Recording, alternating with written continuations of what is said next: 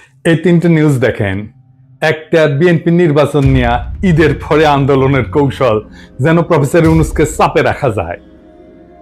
ইন্ডিয়ার বক্তব্যে বাংলাদেশে অন্তর্ভুক্তিমূলক নির্বাচনের মধ্যে দিয়া সব বিষয়ের নিষ্পত্তি চায় ভারত, যেন বাংলাদেশ ভারতের একটা প্রদেশ। আর ওয়াকারের ডিসেম্বরের মধ্যে নির্বাচন হওয়া উচিত। মিল দেখতে পান? হ্যাঁ, মিল হচ্ছে এদের মধ্যে একটা কমন জিনিস, ডিসেম্বরের মধ্যেই নির্বাচন। আমি বলছি ওয়াকার, বিএনপি, আওয়ামী লীগ আর ইন্ডিয়া, এই চারটা মিলে একটা ঐক্য হয়েছে। এই ঐক্যের লক্ষ্য হচ্ছে প্রফেসর ইউনূসকে তাড়ানো, ভাগানো, তাড়াতাড়ি।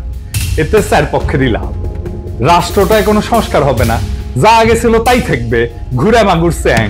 আর্মির জেনারেলরা যে আকাম করছে, গুম খুনে যুক্ত ছিল, সেটার বিচার হবে না। জুলাই আগস্ট বিপ্লবে ওয়াকারের আর্মি গুলি করে মানুষ মারিছে। গতকালই নেত্র নিউজে একটা রিপোর্ট আসছে, 5ই আগস্ট সকালে আর্মি টার্গেট কইরা মাথায় গুলি করে মানুষ মারছে, টার্গেট কইরা, বিনা উস্কানিতে। এই যে এটা দেখে নিয়ে খুব ভালো রিপোর্ট করছে। এটা এইগুলার বিচার যেন না হয়, এইটা ওয়াকার চায়।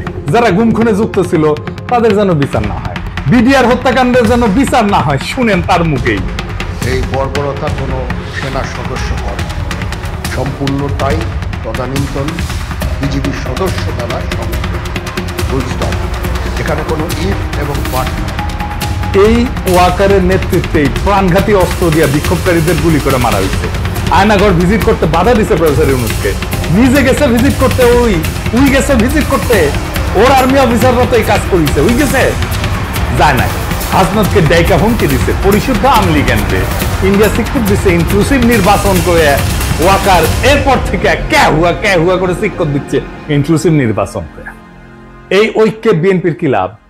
সে আর একটা আওয়ামী লীগ হয়ে উঠতে পারবে, ফ্রি স্টাইলে লুটপাট করবে, ভোটার ছাড়া নির্বাচন করবে, গুম খুন শুরু করবে। করছিল তো 2 কোটি নাকি ভোটার, না 1.5 না 2 কোটি ভোটার, ভুয়া ভোটার তালিকা করছিল। ক্রসফায়ার করবে, ক্রসফায়ার তো শুরু করছিল বিএনপি, জানেন তো। এটা নিয়ে আসি চেয়ারটা এপিসোড কইরা। আওয়ামী লীগের লাভ, তার বিচার হবে না। এত জুলুম চালানোর পরে যে দলটা নিশ্চিহ্ন হয়ে যাওয়ার কথা ছিল, সে আবার ফিরে আসবে রাজনীতিতে। 75-এর পরে ফিরে আসিছে যেভাবে, সেভাবে। আর ইন্ডিয়া, হাসিনা যা দিছে, যা ইন্ডিয়া সারা জীবন মনে রাখবে, সেটা অব্যাহত থাকবে। সে নদী শুকাবে, সীমান্তে বাংলাদেশি নাগরিক মারবে, বাংলাদেশের বাজারে তার পণ্য বেচবে, ভোমা পেঁয়াজ খাওয়াবে 300 টাকা কেজিতে। তারপরে বলবে তোমাদের রান্নাঘরে চলে না আমাদের খাবার ছাড়া, আমরাই তো তোমাদের খাওয়ায় বাঁচায় রাখতেছি। রোগী ধরে নিয়ে যাবে ইন্ডিয়ায়। তারপরে বলবে আমাদের এখানে না আসলে তোমাদের চিকিৎসাই তো হবি না তো করে।